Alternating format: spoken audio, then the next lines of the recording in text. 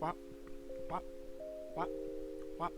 What's good, guys? It's your boy Prime Rush here, back with an update video for our team. And guys, this is to say the least very scary. I switched out. I used 4 of the 5 transactions that I had going into week 1, which is very scary. But I feel like these transactions benefited my team and also helped out with the cohesion as well on my team. And as you'll see, these are some huge exchanges. These are huge transactions, but we're letting some friends go. We're letting old friends and new friends come.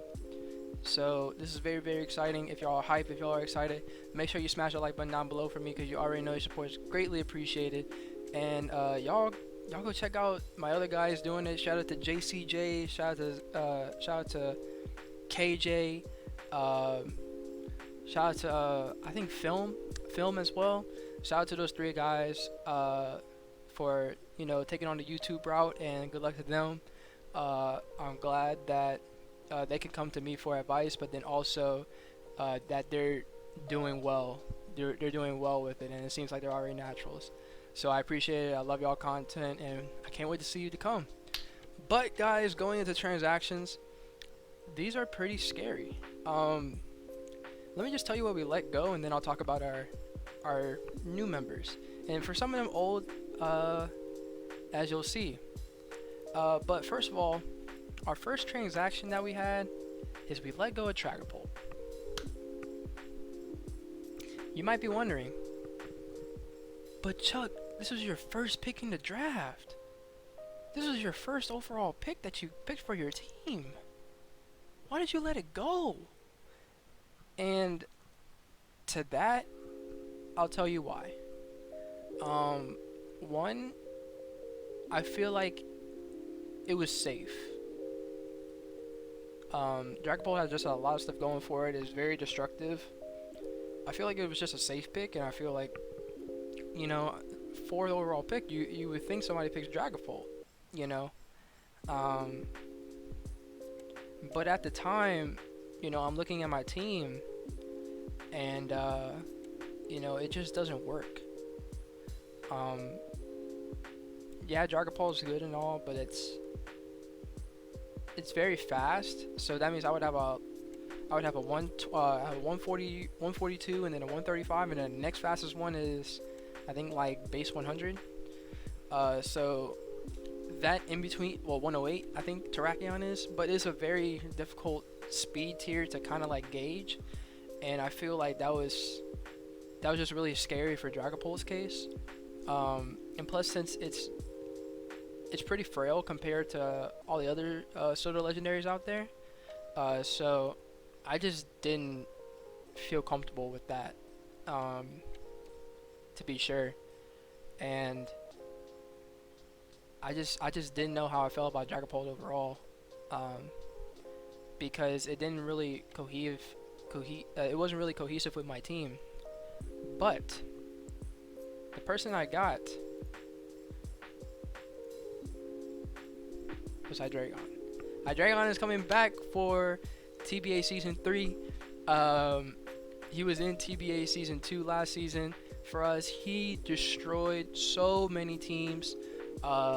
We were able to pick this guy up. I don't know why Hydreigon was just left on the board, because this dude is insane. And it also met my 90 between base 100 and like 90 speed tier, which I really wanted. So this is absolutely fantastic. I'm so happy that we got to pick up this mon. Its move pool is insane. Its typing is fantastic. Its ability is fantastic in Levitate, which means that it doesn't have to be affected by it's not affected by ground type moves and things like that, and which Dragapult isn't. It's not affected by sticky webs, which Dragapult isn't unless you're in clear body. So it's just really good mon to have in general. I'm so happy I have it. I am literally so happy I have it, because you can run so many different sets on it, whether it be Life Orb, whether it be Choice Scarf, whether it be, I think Roost is on him now, so you could literally run a sub Roost set, which would be disgusting. Its move pool is gigantic. I mean, like, it's just a very good mon to have, and plus it has a lot more bulk to it as well, so you can run it bulky, which is You know, you can run a bulky Hydreigon and not let it get killed by a lot of things. Even though it might still seem a little bit frail with its typing, it still can eat up hits. And whenever I say frail by typing, I don't mean like, oh, it gets 4-code and stuff like that. But I'm saying like what is super effective to it. So fighting types are very common. Fighting types are very common. Fairy types are very common. So those type of things I have to look out for whenever I battle. But you know, I feel like the benefits weigh out the cons. I feel like the pros weigh out the cons with this one. I feel like this was a very good mon that was very cohesive with my team, just overall. And now we go to our second drop. Our second drop was Meloetta. I dropped Meloetta because, again, it's just another thing with that cohesiveness thing. You know, it doesn't really it's not really cohesive with my team, and I didn't feel like it was. I just kind of picked it because I saw the typing. I saw it was really cool. I was honestly scared of Gengar, so I was like, okay, let me just draft this. And I was thinking, bro, Assault Vest Meloetta would just be disgusting. But I ended up dropping Meloetta because I saw another mon in the tier that was really, really good and that could benefit a lot from my team. Can benefit from Sun. So Meloetta was just kind of there, and I wasn't about to drop one of my steel type, so Meloetta just had to get the boot. And plus I had 2 psychic types already in Bronzong and Meloetta, which I didn't really want. So at the end of the day, I picked up good old reliable from Gen 7, no, Gen 8, Gen 6. Gen 6, we picked a good old reliable Talonflame. Talonflame is amazing. It has an ability called Gale Wings, which makes any flying type move increase by 1 priority. So that priority Brave Bird is going to be disgusting for the first time. You can run this thing banded. It's super fast, so you can speed creep it to things. It's literal, like, attack stat isn't terrible, and you can also run it bulky, which I really, really like. Back in Gen 6 and Gen 7, no, back in Gen 6, I remember like whenever Gale Wings was broken, Gale Wings used to make it so that any sort of flying move was priority. So that was crazy. But for this type of thing, literally you can just go in and make it bulky. You could run Will-O-Wisp. You could do Roost. You can make it offensive with Brave Bird and Flare Blitz. I remember seeing like natural gift sets back in Gen 6 to beat certain mons. I don't know if natural gift is still a thing, but you could do that, and that'd be amazing sets to have. I used to run Talonflame a lot in Gen 6 on Showdown, but I haven't used it in a while, so it's gonna be interesting how I use it. I'm pretty excited. The next mon we dropped was the one that's probably hurt me the most. It hurt my heart a lot. It's Comfey. I loved Comfey. Don't get me wrong.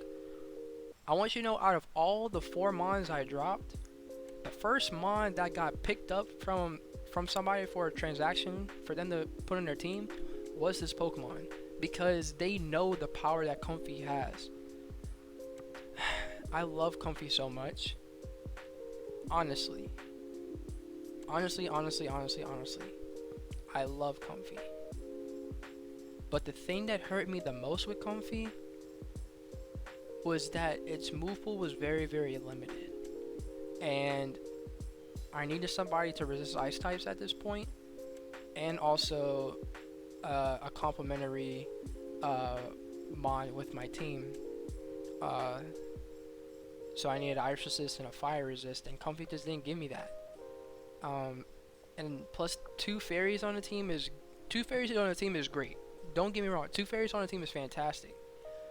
But I feel like Florges can do the same thing that Comfey does with more bulk. Just not the priority, but with more bulk. Even though Florges' move pool is very, very limited, I feel like I would need a cleric a lot more than a priority mon on my team. So I dropped Comfey for that. like RIP Comfy. I wanted to use it so bad because it's so good with Draining Kiss, Calm Mind, like Giga Drain type stuff. But with HP Fire gone, it just can't beat Steel types anymore. It just can't, and it stinks. It really stings. But it can maybe be the dual type Steel types depending on the set and everything like that. But it was tough to this was the toughest one I think to drop. I think Meloetta was the easiest one, and I think Comfy was the hardest one in my opinion. Meloetta for the reason that I saw Talonflame there and I was like, well, why is it still there? And I'm running Sun? Give me that. But Comfy was definitely the hardest one for me to drop because I know Comfy's potential, and everybody does. But we picked up Hariyama in the process, which I am super, super, super excited about. Look at that HP. Look at it. 144 HP. You literally don't even need to run HP on this thing in order for it to do work. Because with no HP investment, this hits 429 HP. Think about that. That's insane. Its defenses are lackluster, but literally you can add maybe some defense, and it can live certain hits that you wouldn't even think. And with its thick fat ability, it resists ice types and fire types, which I really need for this team because it's gonna help me out a lot in coming in on those hits. And then it can beat it with its move pool of like close combat, knockoff. It gives me priority in bullet punch, earthquake, stone edge. I mean, like, come on. Like, you gotta love this Pokemon. And it was able to be picked up, which I love. It's fantastic. And his speed tier is something that I wanted as well. Because speed tier 50 is honestly great. It can outspeed certain mons that don't run any, like the 60 speed mons that don't run any speed. Depending if I put a little speed on it, if I don't, and I could if I wanted to. You'll have to find that out. But I mean, like, come on, it's a really, really good mon for what I have. And Thick Fat's not only its best ability, it has Guts and it has Sheer Force. So literally I can run like Sheer Force Rock Slide and Bob something, Guts set. If somebody wants to burn me, can't burn me this week. I have Guts. So, and then Thick Fat just overall, if I want to come in on mons like fire and ice types, and I could bop them with like a Stone Edge, or I could bop them with a knockoff or earthquake or or one of my stab fighting moves. I think that this mon has really good utility, and I think it's going to be really, really well for my team, just in general. And I've been talking about his HP so much that attack stat is nothing to laugh at either. Look at the attack stat at 120. That's insane. That attack stat at 120 is actually insane because you can run a little bit of attack, and you can put the rest in defenses, and it could literally do the most work as a utility mon. And plus this, I have Wish Pass support now. This Pokemon gets so much better as a Wish Passer, as a cleric. I feel like this Pokemon gets so much better. I feel like my defensive core now is very, very good. And shout out to Bubba. Shout out to Bubba, bro. I'm not gonna lie to you. He showed me the light on Quag. So me and Bubba were in a call, and we were talking about each other's teams and stuff like that. And he was telling me about Quag, and I was like, man, like, I got Quagsire too. And he was like, yeah, in the previous video, you really didn't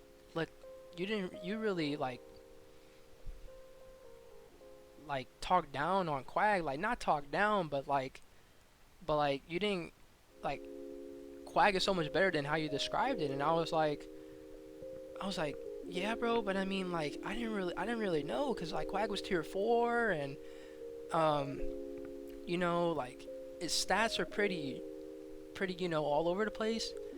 And he's like, hold on, let me show you something real quick. So we started calcing, and this man Quagsire lives everything. Literally, if you don't hit it with a grass move, Quagsire is not dying. And that is the scariest part of Quagsire.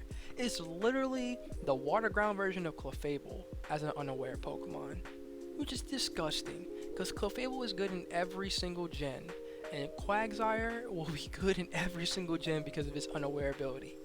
Like this thing lives an outrage from Haxorus. This thing lives like disgusting moves for no reason and can just toxic recover stall you to death. I know Quagsire isn't talked about in this transaction list because after I saw what happened, I was like, nope, I'm not changing out Quagsire for anybody. Quagsire works too well for my team, and it also just works amazing as a wall. It's insane as a wall. It's crazy. But back to this. As you can see from my last transaction, it was my tier 5. I traded Murkrow. Murkrow was kind of I told myself that I was gonna trade Murkrow away if I picked up Hydreigon because I didn't want to duplicate typings too much. So I feel like there's certain types in the game that are good duplicate types. Steel, Fairy, like those types, like water, Steel, Fairy, Water, like those type of types that don't have a lot of weaknesses and can be very different in their approaches of how they're used, both defensively and offensively and support. I feel like those are the type of mons you want to double up on.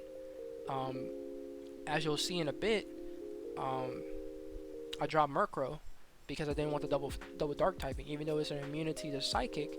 I was like, I don't have a psychic type. I do have a psychic type on my team, so I doubled up on typings of psychic and fairy, but I dropped Murkrow solely that if I picked up Hydreigon, because it was between Hydreigon and Dragonite, and I ultimately picked Hydreigon, but I dropped Murkrow at the expense of that, and we were able to pick up Mr. Mime. Mr. Mime does a lot for me. It has 100 attack, and also has a 120 special attack stat, and it also has 90 speed, which is a really good speed tier because I could use this as a Scarfer. And plus, it has 3 great abilities in Soundproof, Filter, and Technician, which is great. RIP Hidden Power, so Technician isn't all that great anymore, but I can run this thing as a choice Scarfer. I could put a Specs on it if I really wanted it to.